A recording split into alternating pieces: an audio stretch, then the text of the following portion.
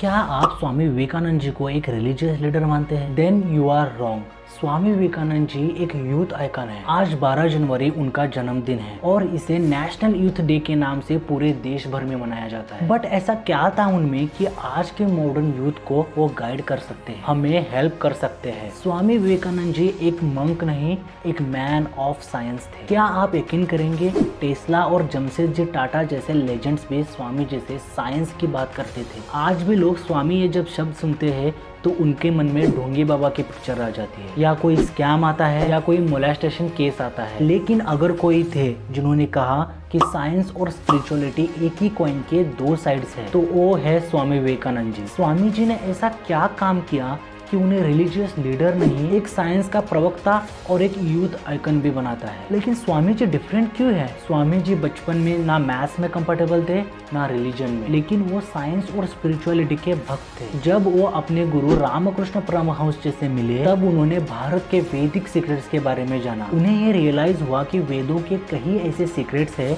जो दुनिया तक पहुंचने जरूरी है। बात है 19th सेंचुरी के आखिरी 10 साल की, जब भारत की आइडेंटिटी पूरी दुनिया में एक ब्रिटिश कॉलोनी की हो गई थी। भारत एक नॉलेज की गोल्ड माइन नहीं, गुलामों की फैक्ट्री है, ऐसा लोग समझते थे। लेकिन स्वामी जी ने इसे बदलना चाहा और 1893 में शिकागो में होने वाला पार्लियामेंट ऑफ रिलीजन इस काम के लिए बेस्ट प्लेटफॉर्म था। जब आप एक स्ट्रॉन्ग सेंस ऑफ नेशनलिज्म को अनलिमिटेड ज्ञान और स्पिरिचुअलिटी में बदलते हैं तो डेडली कॉम्बिनेशन बनता है। और जहाँ सारे लोग अपना रिलीजन कैसे बेहतर है ये समझाने में लगे हुए थे, तब स्वामी जी ने एक दूसरा अप्रोच अपनाया। उन्होंने कहा कि जैसे अलग अलग नदियां अलग अलग राहें लेती है लेकिन आखिर में जाके समंदर में मिलती है, वैसे ही हमारे रास्ते अलग जरूर होंगे लेकिन हमारा लक्ष्य एक ही है। जहाँ डार्विन की थ्योरी ऑफ इवोल्यूशन सच है या नहीं, इस पर दुनिया भर में डिबेट चल रही थी, रैसिज्म और स्लेवरी पीक पर थी, वहाँ ग्लोबल प्लेटफॉर्म पर ये कहना कि हमारे सोर्स ऑफ डेस्टिनेशन एक ही है, ये एक रिवॉल्यूशन से कम नहीं था। इन्हीं रिवॉल्यूशनरी थॉट की वजह से स्वामी विवेकानंद जी became one of the most rational thinkers the world has ever seen। और मजे की बात तो ये है कि दूसरे फील्ड के कई सारे रिवॉल्यूशनरी उनके दोस्त बन गए, जैसे कि Tesla.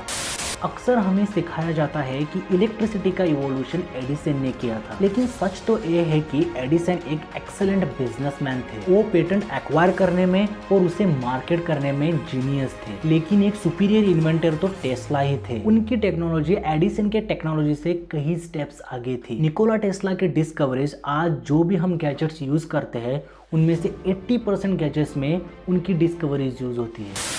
Nikola Tesla museum archives में लिखा गया है कि निकोला टेस्ला का कई सारा रिसर्च वैदिक कॉन्सेप्ट्स पर बेस्ड है। उनके बुक मैन ग्रेटेस्ट अचीवमेंट्स में आकाश और प्राण जैसे संस्कृत शब्द है। जब टेस्ला स्वामी जी से मिले तब टेस्ला कई साल स्वामी जी से उम्र में बड़े थे और ऑलरेडी एक एस्टेब्लिश साइंटिस्ट भी थे। और फिर टेस्ला ने संस्कृत और हमारे एंशिएंट वेदों के बारे में स्वामी जी से बहुत कुछ सीखा। स्वामी जी का विश्वास था कि हमारे आसपास जो भी सारे फोर्सेस है वो सारी एक सिंगल यूनिफाइड फोर्स का हिस्सा है। और फिर धीरे धीरे इस स्पिरिचुअल सी बात को कई सारे साइंटिस्ट ने अपने इक्वेशन के जरिए प्रूव किया। 1895 में स्वामी जी और टेस्ला के बीच काफी इंटरेस्टिंग डिबेट हुई। स्वामी जी का मानना था कि मैटर और एनर्जी एक ही है और इस आइडिया पर टेस्ला ने काम करना चाहा। अनफॉर्चुनेटली टेस्ला अपना रिसर्च कंप्लीट नहीं कर पाया, लेकिन ऐसा ही एक रिसर्च अल्बर्ट आइंस्टाइन ने कंप्लीट किया और हमें मिला दुनिया का सबसे फेमस इक्वेशन, ये E=mc²। इनफैक्ट महाभारत के ब्रह्मास्त्र से इंस्पायर होकर टेस्ला भी एक अस्त्र बनाना चाहते थे, लेकिन उनके डेथ के बाद यूएस गवर्नमेंट ने इस रिसर्च का क्या किया कोई नहीं जानता। और सिर्फ टेस्ला ही नहीं, जब जमशेदजी टाटा इंडिया में स्टील फैक्ट्री लगाकर क्रांति ला रहे थे तब स्वामी जी उनसे मिले। स्वामी जी ने कहा था जब भारत एक साइंटिफिक मेंटालिटी और साइंस एजुकेशन अपनाएगा तभी आगे बढ़ पाएगा। इतना ही नहीं, father of American psychology William James, German scientist Hermann von Helmholtz और 5G टेक्नोलॉजी के फादर माने जाने वाले भारत के साइंटिस्ट जेसी बोस भी स्वामी विवेकानंद जी को अपना गाइड मानते थे। और यह सब इसीलिए पॉसिबल हुआ क्योंकि स्वामी विवेकानंद जी सच की खोज में विश्वास रखते थे, फिर रास्ता कोई भी हो। Science is the search for truth is the external world and spirituality is the search for truth in internal world. इसीलिए जहां उन्होंने अपने मॉडर्न वर्ल्ड को हमारे वेदों के जरिए सिखाया, वैसे ही भारत के गाँवों में उन्हें अपने शिष्यों के जरिए हाथ में एक राउंड वर्ल्ड लैटर्न लेकर मॉडर्न साइंस के बारे में भी सिखाया। और इसी बैलेंस की वजह से स्वामी विवेकानंद जी आज भी एक यूथ आइकन है, क्योंकि वो जानते थे कि कल की दुनिया सिर्फ मॉडर्न साइंस और एंशियंट विजडम किसी भी एक फाउंडेशन से नहीं चल सकती। साइंस और स्पिरिचुअलिटी दोनों एक दूसरे को कॉन्ट्राडिक्टरी करने के लिए नहीं,